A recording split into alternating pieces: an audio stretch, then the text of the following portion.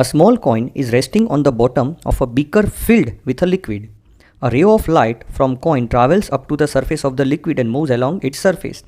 That is, here there is an object. From the object, a ray is traveling like this, and on passing from this denser medium to rarer medium, right, it bends and it moves parallel to the surface. That is, the angle of refraction is 90 degree, and whenever the angle of refraction is 90 degree and the ray is passing from denser to rarer, the angle of incidence is called critical angle, right, that we know.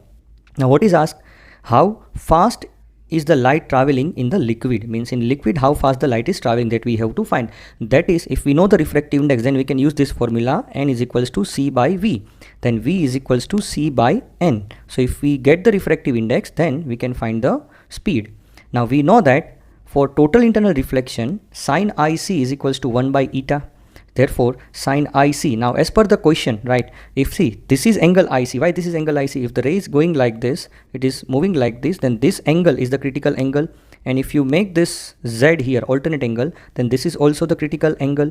Now from the Pythagoras theorem, if this is 3, this is 4 and this is 5, so this angle is our critical angle ic. And from this triangle we can directly write that sine ic, now sine theta is equals to opposite by hypo, so opposite is 3 and hypotenuse is 5, so I can directly write that sine ic is equals to 3 by 5.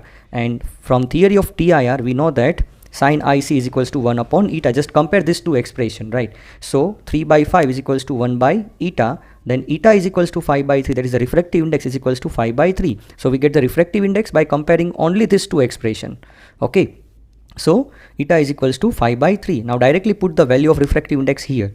So v is equals to c by n or eta, and the speed of light in vacuum is 3 into 10 raised to 8, and the refractive index of the liquid is 5 by 3. So it is 9 by 8 into 10 raised to 8, which is equal to 1.8 into 10 raised to 8 meter per second. So option D is correct.